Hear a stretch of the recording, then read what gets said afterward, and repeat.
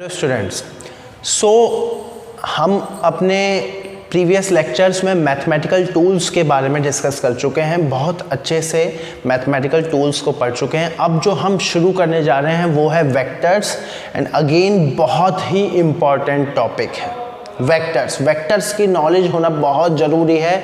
ये पूरा 11th और पूरा 12th इसी बात पर डिपेंड करता है।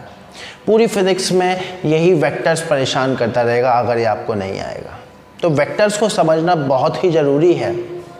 चलिए इसको हम शुरू करेंगे। सबसे पहले हम बात करते हैं फिज़िकल क्वांटिटीज़ की। ये वर्ड आपने सुना होगा ज़रूर, फिज़िकल क्वांटिटीज़। अब भाई ये फिज़िकल क्वांटिटीज़ क्या होती हैं? नाम से ही पता चल रहा है physical quantities, those quantities which can be measure easily, जिनको हम इजीली मेजर कर सकते हैं, उन सभी को हम क्या बोलते हैं? Physical quantities. Clear? Just like mass, acceleration, velocity, heat, work, power, temperature, distance, displacement, velocity, all are what? Weight, force, momentum, all are what?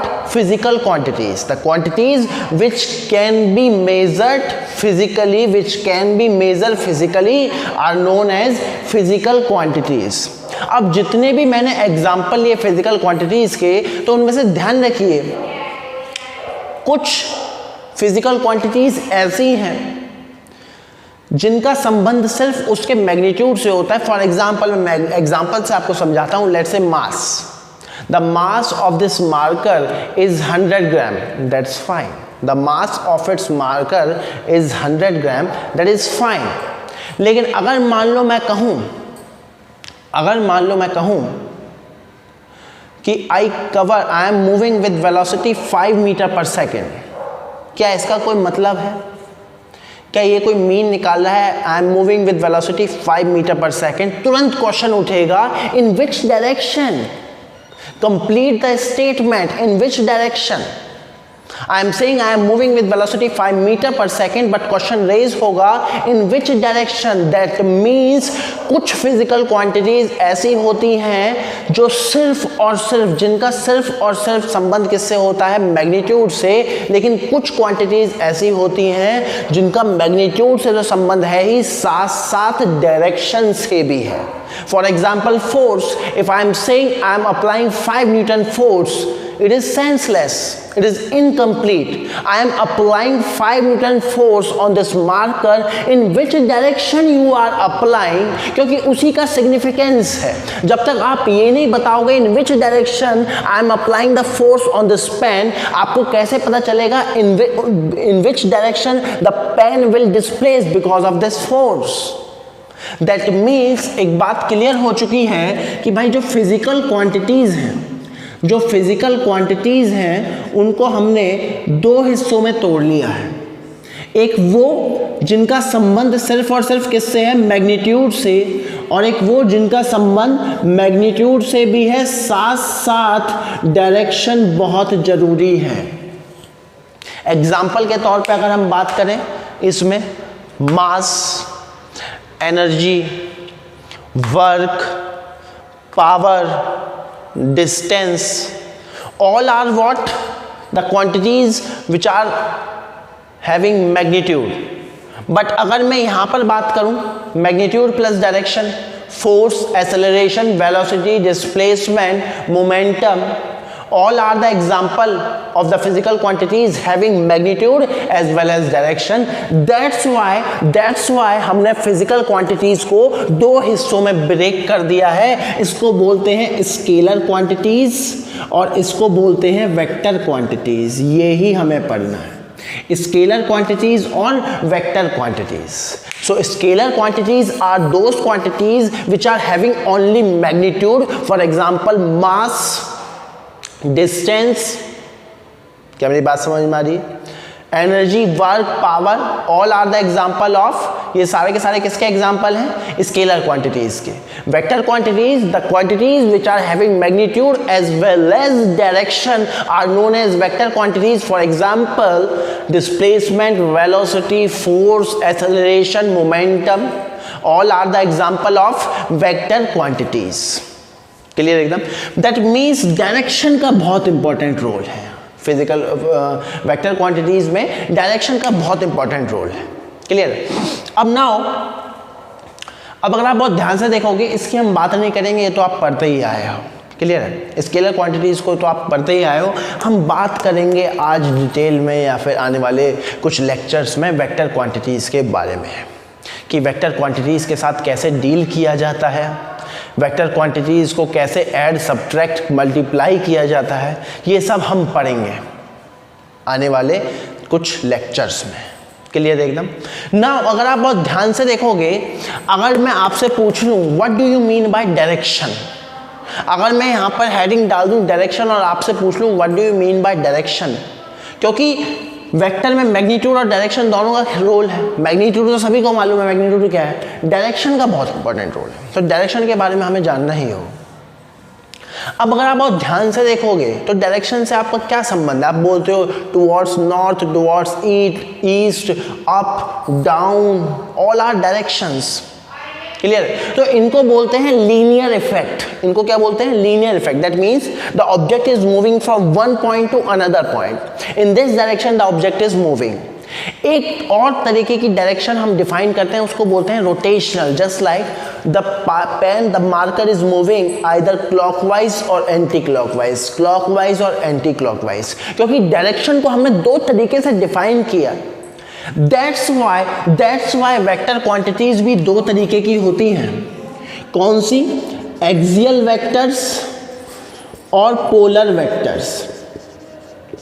कौन से, एक्सियल वेक्टर्स और पोलर वेक्टर्स। अब ये पोलर वेक्टर क्या है भाई, जो लीनियर इफेक्ट शो करते हैं। जो भी वेक्टर लीनियर इफेक्ट शो कर रहे हैं वो सारे के सारे क्या हैं, पोलर वेक्टर्स। क्या मेरी बात समझ में आ रही है। For example displacement, velocity, acceleration, all are the example of polar vectors. Clear है। और एक्सियल वेक्टर वो वेक्टर जो रोटेशनल इफेक्ट को शो करते हैं, क्लॉकवाइज, एंटी क्लॉकवाइज, इस तरीके के इफेक्ट को शो करते हैं, उनको बोलते हैं एक्सियल वेक्टर्स। डिटेल में भी हम पढ़ेंगे एक्सियल वेक्टर के बारे में इन अवर अपकमिंग चैप्टर्स। कुछ वेक्टर्स हैं उनके मैं नाम लेना चाहूँगा, घबराने की जरूरत नहीं है, हो सकता है आपने पहली बार सुने हो। जस्ट लाइक जैसे डिस्प्लेसमेंट होता है, पोलर वेक्टर में डिस्प्लेसमेंट हो गया, वेलोसिटी हो गया। जब कोई चीज़ घूम रही हो तो उसको बोलते हैं angular displacement, angular velocity, torque. ये सारे के सारे किसके एग्जाम्पल हैं, एक्सियल वेक्टर के। क्या मेरी बात समझ में आ रही है। क्योंकि ये सारे के सारे वेक्टर कैसा इफेक्ट शो कर रहे हैं, घुमाऊ इफेक्ट शो कर रहे हैं। क्या मेरी बात समझ में आ रही है, एकदम क्लियर है एकदम। ये एक्सियल वेक्टर को हम डिटेल में पढ़ेंगे, रोटेशनल एक चैप्टर हम पढ़ेंगे, उसमें बहुत डिटेल में हम पढ़ेंगे कैसे उसकी डायरेक्शन निकालते हैं, सब सीखेंगे, वो बात की चीज़। Clear. That means vector quantities को दो हिस्सों में तोड़ लिया हमने, पोलर वेक्टर्स और axial vector. Polar vectors are those vector which are showing the linear effect, और एक्सियल वेक्टर कैसे हैं, एक्सियल वेक्टर कौन से होते हैं, which are showing the rotational effect. Now आगे बढ़ते हैं। अगर आप बहुत ध्यान से देखोगे, मान लो मैं यहां पर एक क्वांटिटी लिख दूं, लेट्स से मैंने क्वांटिटी लिख दी ए।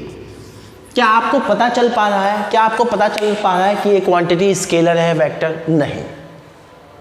दैट मीन्स ये बात तो तय है, ये बात आपने समझ ली कि वेक्टर्स की रिप्रेजेंटेशन होनी चाहिए, वेक्टर्स की रिप्रेजेंटेशन होनी चाहिए।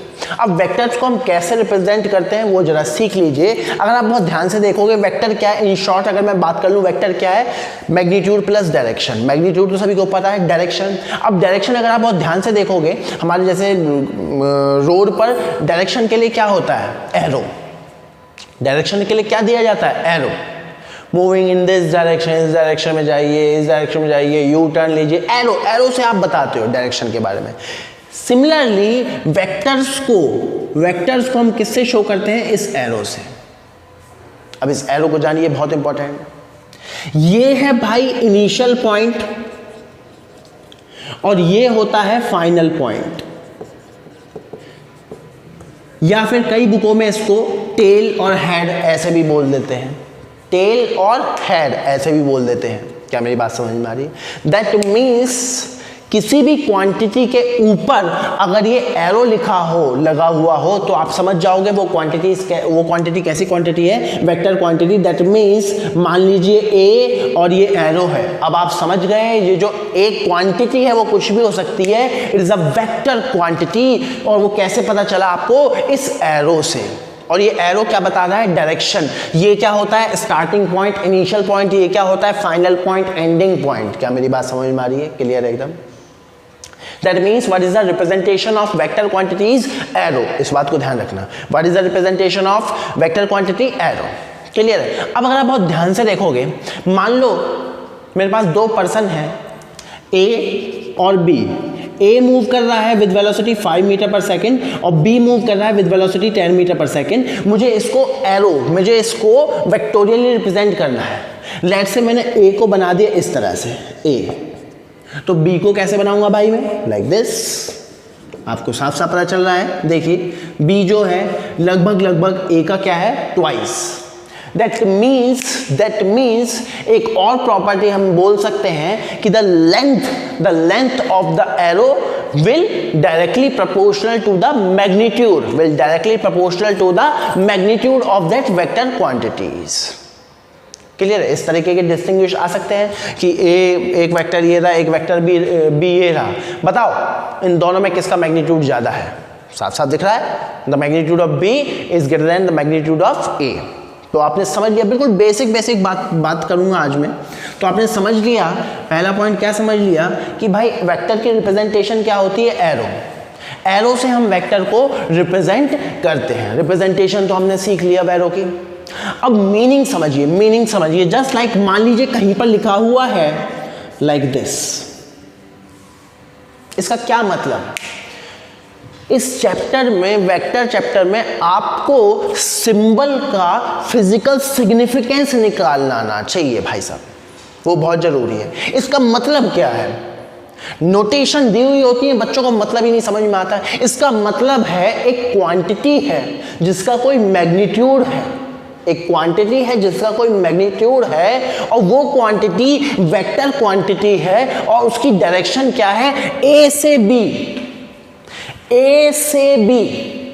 That means something is moving from A to B. क्या मेरी बात समझ में आ रही है, क्लियर है? लेट्स से कहीं पर लिखा हुआ है ये B A.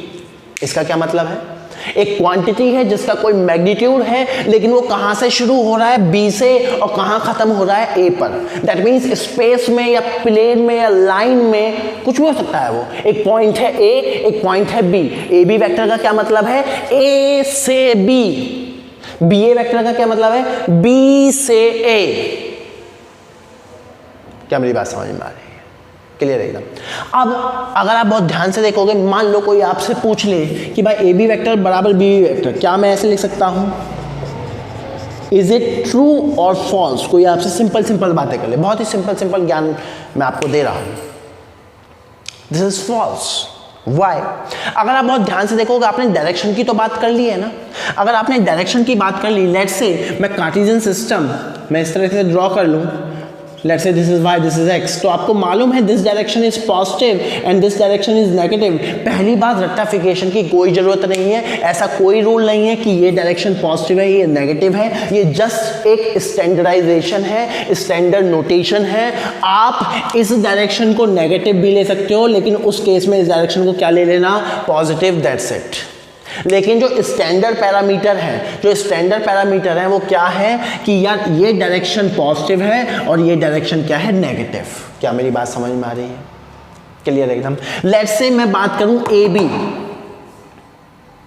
B, let's say A point is this and B point is this. तो ए बी वेक्टर का क्या मतलब है, ए से बी। तो वो किस डायरेक्शन में जा रहा है, पॉजिटिव डायरेक्शन में।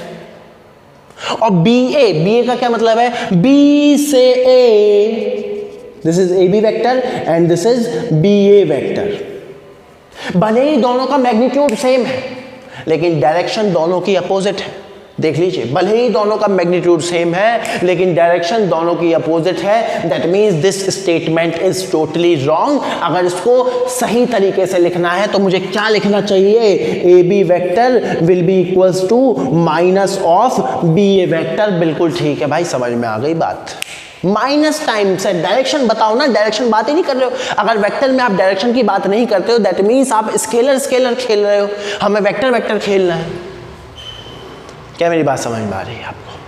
क्लियर? बिल्कुल बेसिक बेसिक पॉइंट्स की मैं बात कर रहा हूं अभी, बिल्कुल बेसिक बेसिक पॉइंट। क्या मेरी बात क्लियर है एकदम? क्या ये आपको समझ में आ रही है पॉइंट्स? लेट्स से मान लीजिए कहीं सिंपली लिखा हुआ है ए, ये भी समझ में आना चाहिए ए। अब बच्चा कंफ्यूज कि सर ने तो ये बताया था कि यार ये लिखा होगा स्टार्टिंग पॉइंट ये, एंडिंग पॉइंट ये। अब ये बच्चा कह रहा है सर ये तो आपने बताया नहीं, ये क्या कर दिया आपने, खाली ए वेक्टर लिखा हुआ है। अब स्टार्टिंग पॉइंट क्या है, एंडिंग पॉइंट क्या है? तो ध्यान रखना फिजिक्स में, ऑल्दो काइनेमेटिक्स में मैं और डिटेल में मैं बात करूंगा जब रेस्ट और मोशन की बात की जाएगी। फिजिक्स में जितनी भी क्वांटिटीज, जितनी भी हम कैलकुलेशन करेंगे वो एक स्टैंडर्ड पॉइंट से कैलकुलेशन करते हैं, और वो फिजिक्स में स्टैंडर्ड पॉइंट है अपना ओरिजिन, कार्टेशियन सिस्टम से। और वो कार्टेशियन सिस्टम क्या है ये आप सभी को मालूम है। एक्स वाई जेड एक प्लेन है हमारा, क्या है? एक्स वाई जेड एक प्लेन है हमारा, like this. Let's say this is x axis and this is y axis, this is z axis, ये अपना origin. Let's say this point is A. तो इस A वेक्टर का क्या मतलब है? O A vector. A vector का क्या मतलब है इसको समझ जाना। A वेक्टर का क्या मतलब है? O A vector. क्या मेरी बात समझ में आ रही है? A वेक्टर का क्या मतलब है? सिंपली A वेक्टर का सिंपली क्या मीनिंग है? O A vector. That means कहीं सिंपली ए वेक्टर लिखा हुआ उसका क्या मतलब है? अरे सारी कैलकुलेशन तो हम कहां से करते हैं? अपने ओरिजिन से। तो बिल्कुल बेसिक बेसिक मैं बातें बता रहा हूं आपको। ए वेक्टर सिंपली मीन्स कहीं पर भी एक वेक्टर या कोई भी एक वेक्टर लिखा नजर आ जाए तो समझ लेना सारी कैलकुलेशन कहां से हो रही हैं? ओरिजिन से। क्या मेरी बात एकदम क्लियर है? क्लियर एकदम। अब बेसिक बेसिक मैंने बातें कर रहा हूं। अब अगर आप बहुत ध्यान से देखोगे, अगर आप बहुत ध्यान से देखोगे, इन सबको नोट कीजिएगा आप, अगर आप बहुत ध्यान से देखोगे तो कुछ टाइप्स ऑफ वेक्टर आपको बताए जाएंगे। जब आप बुक खोल के देखोगे है ना, बहुत सारी बातें वो बोलेंगे, तो कुछ भी रेक्टिफिकेशन मारने की जरूरत नहीं है। देखिए आपको बेसिक बेसिक कंसेप्ट अगर मैंने बता दिए तो अभी मैं नाम लूंगा, नाम से आपको पता चल जाएगा। Just like equal vectors, although types दो ही तरीके के होते हैं जो मैंने सिखा दिए आपको, लेकिन वो बताते हैं कुछ ना कुछ बताते रहते हैं। Just like equal vectors. Equal vector क्या मतलब है? अब दो वेक्टर इक्वल कब हो सकते हैं? जब दोनों का मैग्नीट्यूड सेम हो, साथ साथ डायरेक्शन भी सेम हो। क्या मेरी बात समझ में आ रही है? Two vectors are said to be equal only and only when they have same magnitude as well as same direction. अरे डायरेक्शन डायरेक्शन तो खेल ही रहे हैं ना, तो ध्यान रखिएगा दो वेक्टर सिर्फ और सिर्फ तभी इक्वल कहलाएंगे जब दोनों का मैग्नीट्यूड तो सेम हो, साथ साथ दोनों की डायरेक्शन भी सेम हो। क्या मेरी बात समझ में आ रही है? क्लियर है? उसके बाद क्या बोल सकते हैं? That means these two vectors are equal vectors. इन दोनों को क्या बोलेंगे हम? Equal vectors. मैग्नीट्यूड भी सेम है और डायरेक्शन भी सेम। अब वो बोलते हैं negative of vector. That means मान लीजिए एक वेक्टर है ए, अब वो पूछ रहा है माइनस ए क्या होगा? अरे अगर ये ए है और इसको आपने पॉजिटिव ले लिया तो माइनस ए ये होगा सिंपली नेगेटिव ऑफ दिस। अगर मान लो बी वेक्टर ये है तो भाई इसका नेगेटिव क्या होगा? If suppose this is B vector तो इसका नेगेटिव क्या होगा? Just 180 degree minus B vector, क्योंकि अगर ये डायरेक्शन आपने पॉजिटिव ले ली तो ये डायरेक्शन क्या होगी? नेगेटिव। पॉजिटिव नेगेटिव एकदम फिक्स मत कर लेना, ये 10वीं क्लास तक का रेक्टिफिकेशन कि ये साइड पॉजिटिव है, ये साइड नेगेटिव है, ये पॉजिटिव है, नेगेटिव, ऐसा कुछ नहीं है। वो आप डिसाइड करते हो। प्लस माइनस डायरेक्शन बताता है, खाली प्लस माइनस सिर्फ डायरेक्शन बताता है। ऐसा नहीं है प्लस माइनस चेंज करने से फिजिक्स चेंज हो जाएगी। Physics is not going to change. क्या मेरी बात समझ में आ रही है? So this is what the negative vector. अब दूसरा है जीरो वेक्टर या नल वेक्टर। अरे ठीक है भाई, नाम से पता चल रहा है the vector having zero magnitude is known as zero और नल वेक्टर। कोई बड़ी बात नहीं है। अब एक दो पॉइंट हैं लाइक वो बोलता है कोलिनियर वेक्टर, नाम से ही पता चल रहा है कोलिनियर वेक्टर। को मतलब होता है सेम, लीनियर मतलब होता है line. That means the vectors which are in the same line are known as collinear vector. अब वो कुछ इस तरीके से हो सकते हैं, इनको हम क्या बोल सकते हैं, पैरेलल वेक्टर्स, दोनों पैरेलल हैं। इनको हम क्या बोल सकते हैं, एंटी पैरेलल वेक्टर्स। क्या मेरी बात समझ में आ रही है? और ये पूरी की पूरी कैटेगरी किस में आती है, collinear vector. That means collinear vector कौन से हो गए, the vectors which are in the same line. अब वो पैरेलल वेक्टर्स भी हो सकते हैं और वो एंटी पैरेलल वेक्टर्स भी हो सकते हैं। क्लियर है? एक होता है भाई कोप्लेनर या फिर कॉन्करेंट वेक्टर्स। कोप्लेनर या फिर कॉन्करेंट वेक्टर्स वो क्या है वो समझ लो जरा। कोप्लेनर मतलब सेम प्लेन, और कोप्लेनर और concurrent vectors are those vector which are in the same plane but their starting point must be same, their tail must be same. ये एक कंडीशन होती है, इसको ध्यान रख लेना। दैट मीन्स ये जितने भी मैंने वेक्टर बना दिए हैं यहाँ ए बी सी डी, जितने भी मैंने वेक्टर बता दिए हैं, all are coplanar and concurrent vector because their tail their starting point is same. क्या मेरी बात समझ में आ रही? क्लियर एकदम? सो ये सब बेसिक पॉइंट्स थे वेक्टर्स के। वेक्टर्स क्या हैं, टाइप्स ऑफ वेक्टर्स, और ये equal vector, this and that, so and so. क्या मेरी बात समझ में आ रही है? इन सभी को कंसेप्ट को आप नोट कीजिए, फिर आगे बढ़ते हैं। ओके, सो बेसिक बातें हमने वेक्टर्स के बारे में कर ली है। नाउ अब कुछ और बेसिक बातें हम कर लेते हैं वेक्टर के बारे में। लेट्स से मान लीजिए मेरे पास एक वेक्टर है ए, बहुत ही कॉमन सेंस की बात करूंगा। लेट्स से मेरे पास एक वेक्टर है ए, मैंने उसको ऐसे डिनोट कर दिया। अब मान लो मैं इस वेक्टर को किसी एक स्केलर नंबर लैम्डा से मल्टीप्लाई करूं तो देखो क्या क्या इफेक्ट आता है। मतलब कि मैंने इस वेक्टर को लैम्डा से मल्टीप्लाई कर दिया, और लैम्डा क्या है, एक स्केलर। लैम्डा क्या है, एक scalar quantity, that means lambda A vector. अब मान लो लैम्डा क्या है, लेट्स से पहला केस लैम्डा क्या है, पॉजिटिव। अगर लैम्डा पॉजिटिव है तो डायरेक्शन तो चेंज होगी नहीं। अगर लैम्डा एक पॉजिटिव नंबर है तो डायरेक्शन तो चेंज होगी नहीं। अच्छा भाई ठीक है, that means no change in direction में कोई चेंज नहीं आया। अच्छा भाई, अब इसमें भी lambda can be greater than 1 और lambda can be less than 1। अगर मान लो लैम्डा जो है ग्रेटर देन 1 है, दैट मीन्स इसका पूरा एग्जांपल हो गया लेट्स से लैम्डा बराबर 2, तो ये क्या हो जाएगा, 2a vector.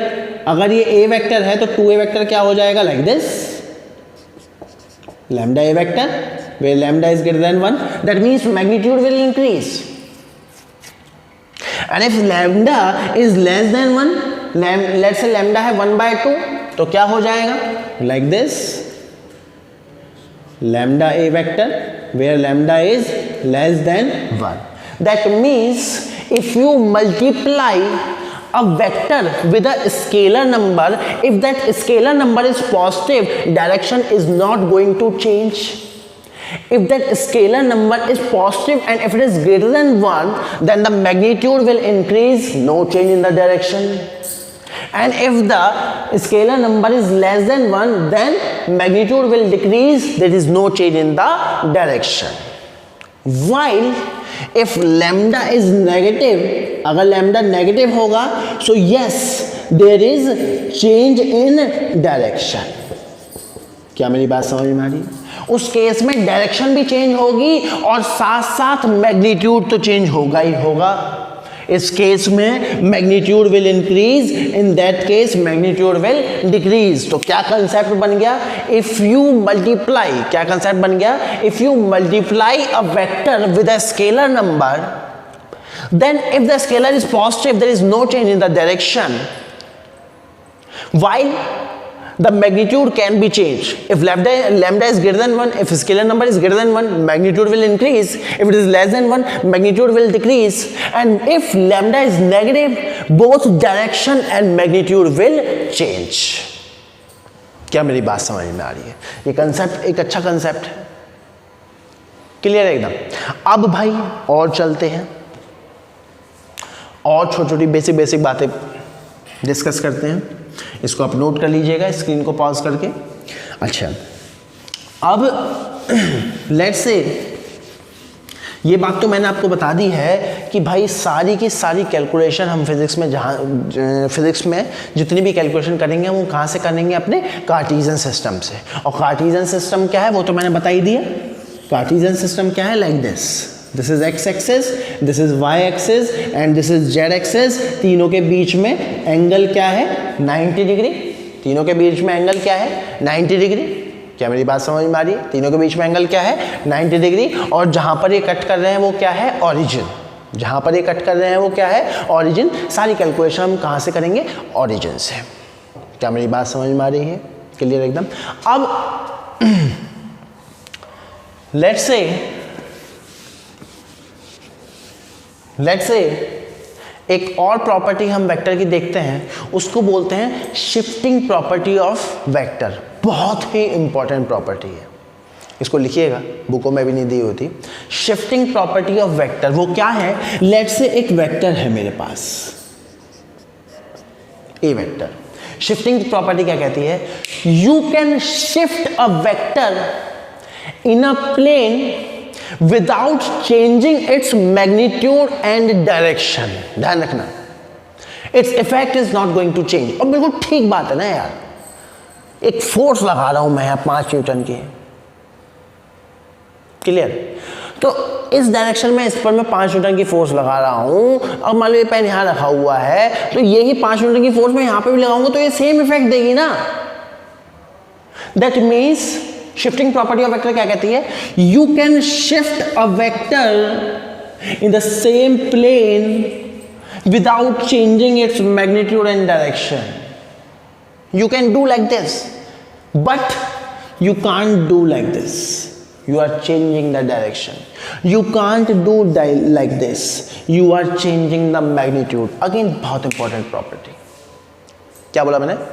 You can shift a vector in the same plane without changing its magnitude as well as direction. ये भी बहुत important property है, इसको लिखिएगा। अगर आप वेक्टर्स को बहुत डिटेल में डीपली इसको एनालाइज करोगे ना, अभी तक जितना मैंने ज्ञान दे दिया है, मैं कह रहा हूं ए बी वेक्टर, ये लिखा हुआ है, इसका क्या मतलब है? अरे भाई स्पेस में एक पॉइंट है ए, स्पेस में एक पॉइंट है बी, इसका क्या मतलब है? ए से बी। दैट मीन्स आपने 9वीं क्लास में ये चीज पढ़ रखी है, ए से बी, बी से ए, इस तरह की सिचुएशन वो कहाँ होती है? डिस्प्लेसमेंट। बहुत ही इंपॉर्टेंट रिजल्ट है ये, और ये कहीं बुकों में नहीं लिखा होता, ये एनालाइज करने के बाद आता है चीजों को। That means what is the core concept of vector? भाई डिस्प्लेसमेंट शो कर रहा है vector, displacement. Vectors displacement show कर रहा है। क्या मेरी बात समझ में आ रही है? आप देखिए ना, ए बी वेक्टर, ए से बी।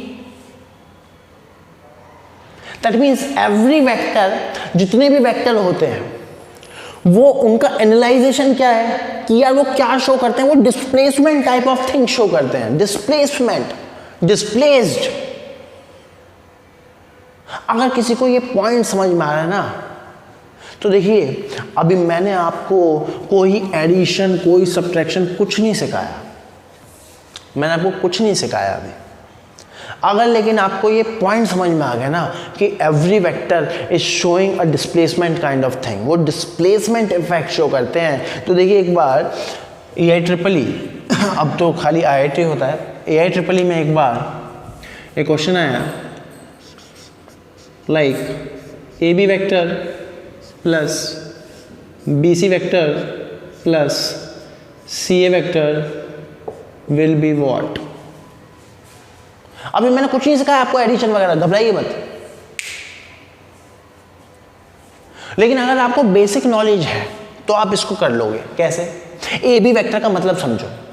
अरे यार कहीं एक पॉइंट है ए और कहीं एक पॉइंट है स्पेस में बी, वो कहीं पे भी हो सकता है तो कहीं पे भी हो सकता है, तो मैं रैंडमली ले सकता हूँ। और ए बी वेक्टर का क्या मतलब है, ए से बी, ये टोटल क्या है, ये क्या है, पूरा इफेक्ट बताना है, पूरा इफेक्ट बताना है। A B vector plus B C vector plus C A vector, resultant बताना है। अरे बता देंगे यार, अगर आपको एक लाइन बैठी हुई है दिमाग में तो।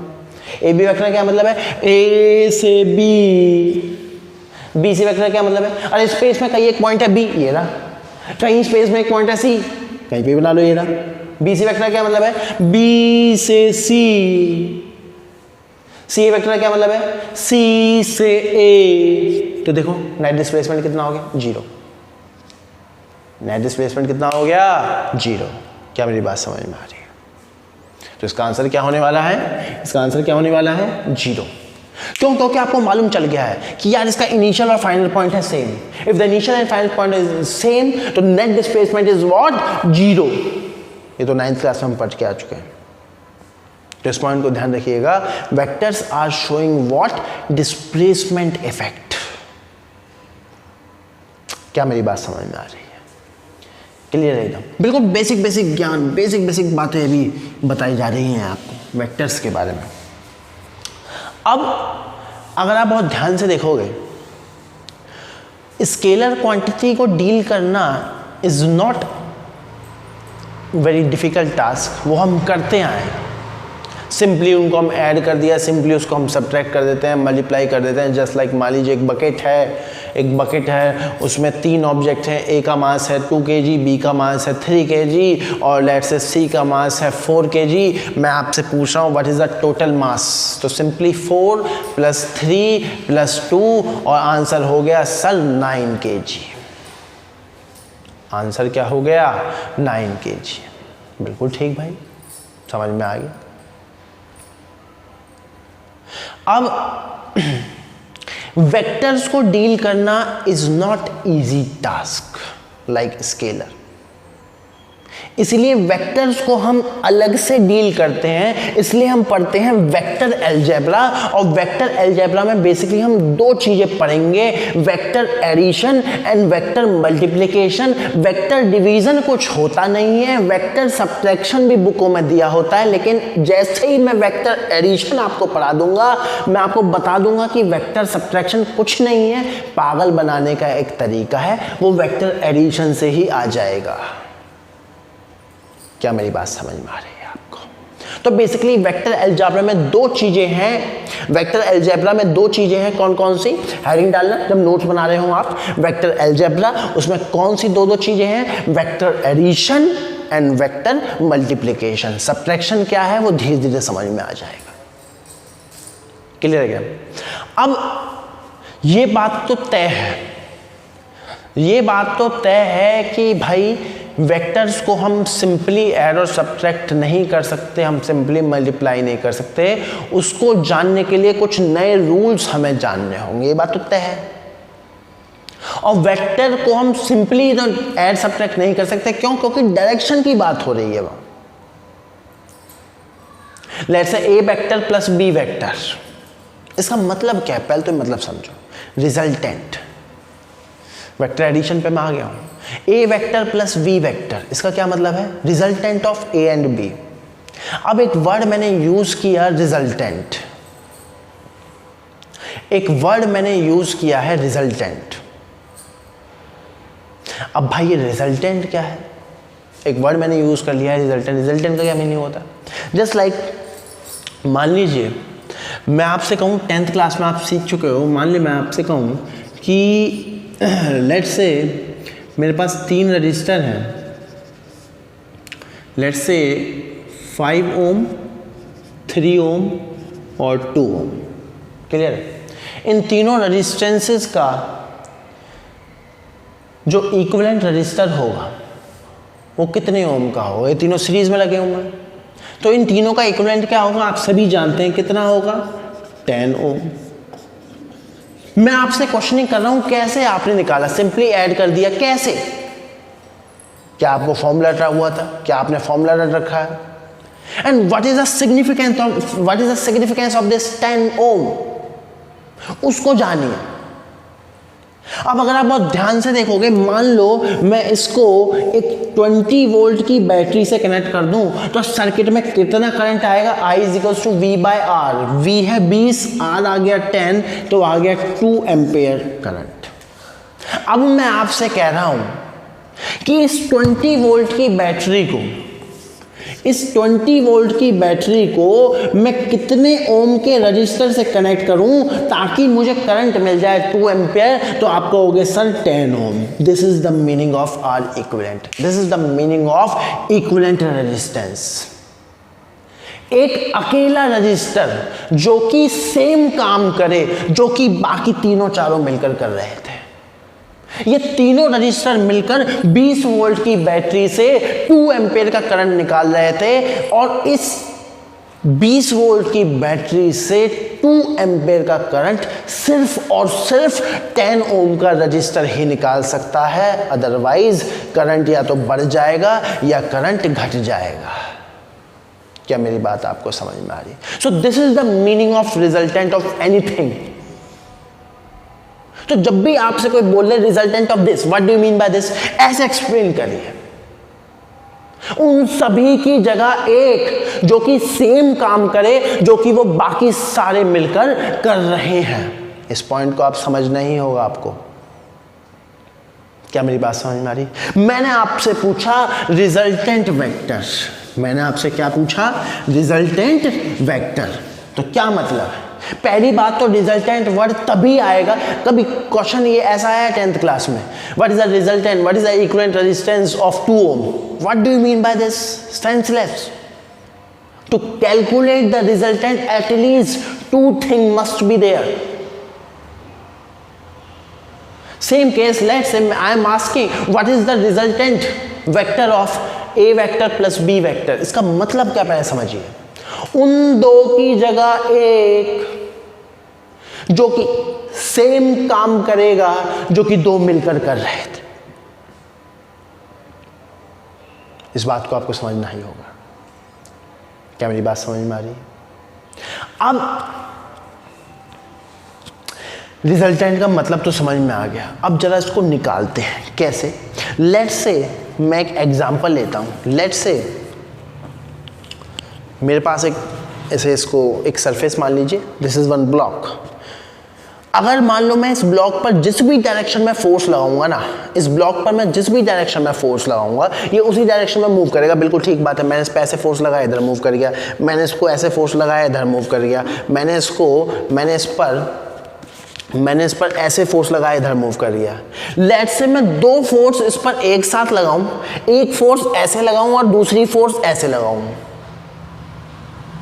तो ये किधर मूव करेगा? क्या आप सोच सकते हैं ये किधर मूव करेगा? क्यों? क्योंकि मैं फोर्स को अप्लाई नहीं कर सकता है यहां पर। क्यों? क्योंकि एक हाथ से मैंने इसको पकड़ा हुआ है। लेट्स से अगर ये विजिबल है तो मैं आपको दिखाने की कोशिश करूंगा थोड़ा।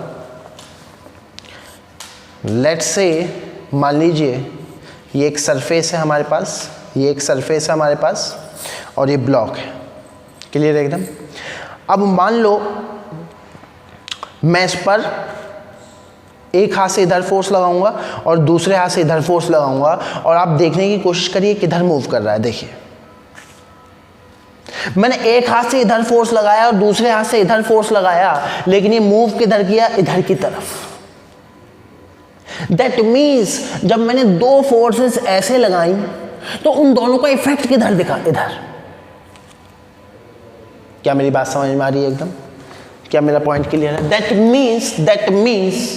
दैट मीन्स अगर मैं इसको रिप्रेजेंट करूं, अगर मान लो मैं एक वेक्टर इधर बनाऊं और दूसरा वेक्टर इधर बनाऊं, तो इन दोनों वेक्टर का रिजल्टेंट कहीं इसके बीच में से जा रहा है, which is A vector plus B vector. बहुत इंपॉर्टेंट चीज है। मैंने क्या बोला कि अगर किसी पॉइंट पर 2 वेक्टर्स, अभी मैं 2 के साथ डील कर रहा हूं अभी फिलहाल, अगर किसी पॉइंट पर 2 वेक्टर्स मैं अप्लाई कर रहा हूं किसी एक पर्टिकुलर एंगल पर, तो उन दोनों वेक्टर का रिजल्टेंट कहीं उसके बीच में से जाएगा, डॉन से एग्जैक्टली बीच में से जाएगा। ये तब बता पाओगे आप जब थोड़ा सा मैं और आगे आपको पढ़ाऊंगा। अभी फिलहाल ये बात आपको समझनी होगी, किसी एक पॉइंट पर अगर दो वेक्टर्स किसी एक पर्टिकुलर एंगल पर लग रहे हैं तो उन दो वेक्टर का रिजल्टेंट उसके बीच में से जाएगा, डॉन से एग्जैक्टली बीच में से जाएगा। मतलब सिनेरियो कुछ इस तरीके से है, सिनेरियो कुछ इस तरीके से। क्या मेरी बात आपको समझ में आ रही है? क्लियर है एकदम। इसी पॉइंट को आगे लेके जाएंगे और एक लॉ हम समझेंगे, बहुत इंपॉर्टेंट है। इसी को हम आगे लेके जाएंगे और एक लॉ समझेंगे, रटेंगे नहीं, समझेंगे चीज़ों को। ये तो हमने एक्सपेरिमेंटली देख लिया, ये चीज़ हमने एक्सपेरिमेंटली देखी है, अब इसी को हम लॉ की फॉर्म में पढ़ेंगे। क्लियर है? कैसे कैसे? लेट्स से मेरे पास एक पॉइंट है, लेट्स से मेरे पास एक पॉइंट है और इस पर मैं दो वेक्टर्स अप्लाई करता हूं, लेट्स से ए और बी, और मुझे उन दो वेक्टर्स का निकालना है रिजल्टेंट। मुझे उन दो वेक्टर्स का क्या निकालना है? रिजल्टेंट। क्लियर है? रिजल्टेंट वेक्टर का क्या मतलब है वो मैं आपको सिखा चुका हूं। रिजल्टेंट वेक्टर का क्या मतलब है वो मैं आपको सिखा चुका हूं, और ये बात आपने एक्सपेरिमेंटली देख ली, आप घर में भी कर सकते हो। ये बात आपने एक्सपेरिमेंटली देख ली कि किसी एक पॉइंट पर अगर दो वेक्टर किसी एक एंगल पर एक्ट कर रहे हैं तो उन दो वेक्टर का जो रिजल्टेंट है, उन दो वेक्टर का जो रिजल्टेंट है वो कहीं उनके बीच में से जा रहा है। उन दो वेक्टर का रिजल्टेंट कहीं उनके बीच में से जा रहा है। क्लियर है एकदम? लेट्स से मैं कहूं कि मैं इस पॉइंट पर एक वेक्टर अप्लाई कर रहा हूं ए, क्या मेरी बात समझ में आ रही है? और एक और वेक्टर अप्लाई कर रहा हूं बी, क्या मेरी बात समझ में आ रही है? ये बात तो तय है कि इन दोनों का रिजल्टेंट कहीं इनके बीच में से जाएगा, which is A vector plus B vector. अब मैं इसको थोड़ा सा मॉडिफाई करूंगा by using shifting property of the vectors. क्या मैं b को आगे की तरफ शिफ्ट कर सकता हूं? बिल्कुल।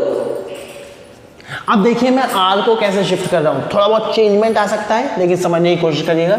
मैं r को इस तरह से शिफ्ट कर देता हूं। दैट मीन्स r वेक्टर को मैं कैसे बना सकता हूं? लाइक दिस, बिल्कुल पैरेलली, इस तरीके से। क्या मेरी बात समझ में आ रही है? r वेक्टर को मैंने इस तरीके से शिफ्ट कर दिया, बिल्कुल आई कैन शिफ्ट दिस। आपको लग रहा होगा कि सर आपने इसकी लेंथ बढ़ा दी है, वो थोड़ा कंस्ट्रक्शन का पार्ट है।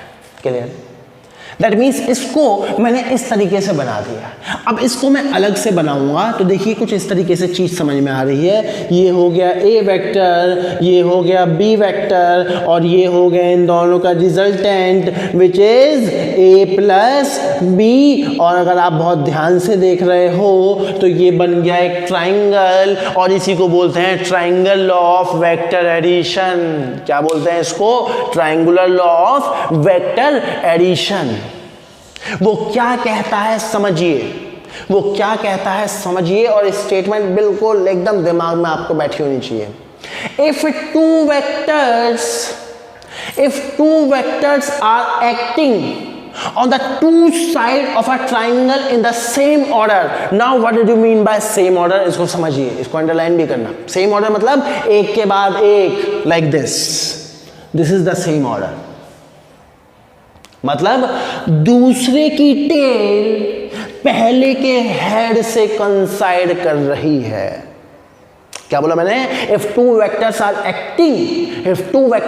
Acting on the two side of a triangle in the same order, most important point, in the same order, then the third side of that triangle will give the resultant of these two vectors but in opposite order.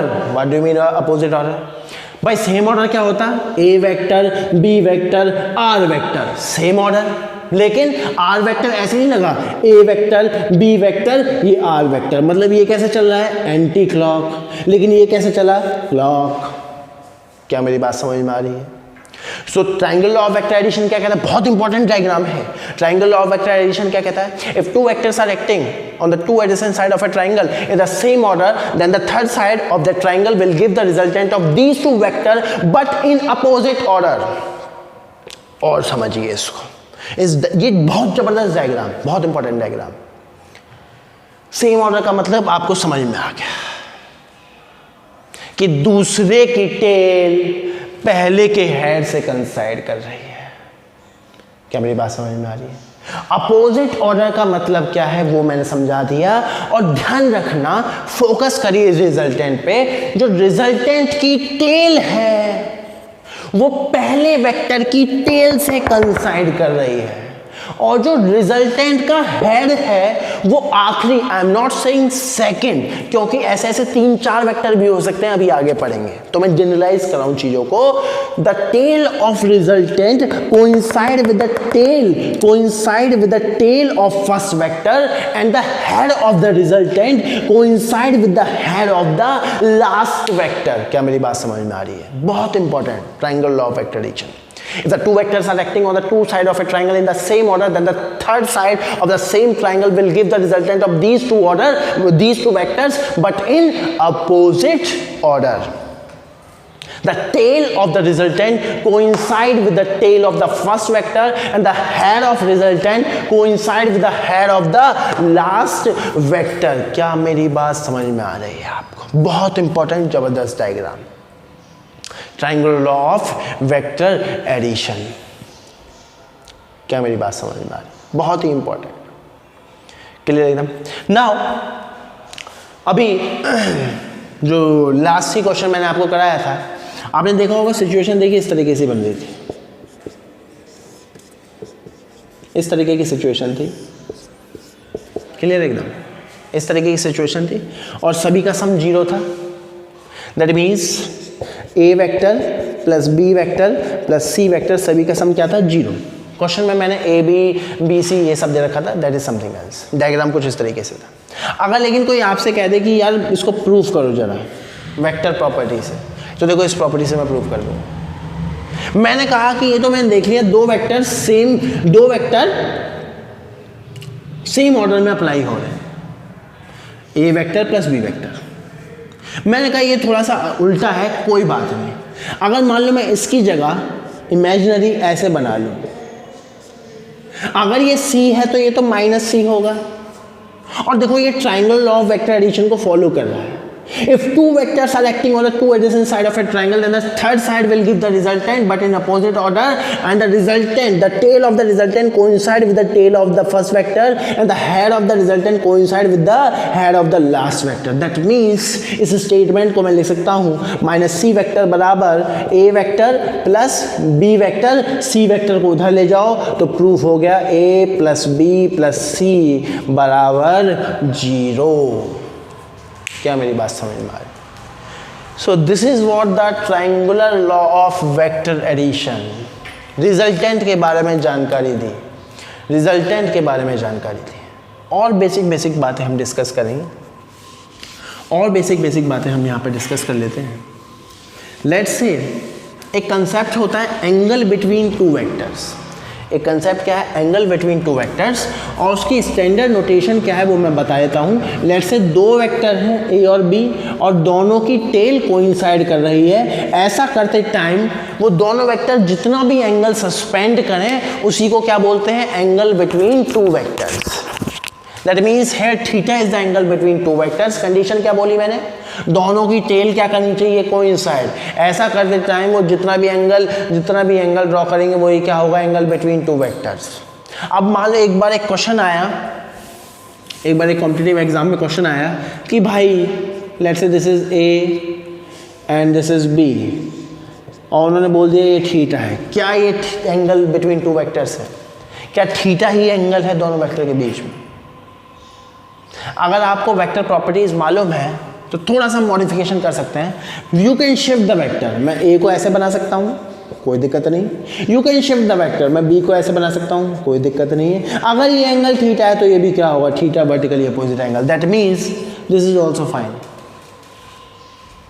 एक बार एक question आया, क्या ये ठीक है भाई? बता रहा, ये ए वेक्टर है, ये बी वेक्टर है, ये एंगल थीटा हो गया।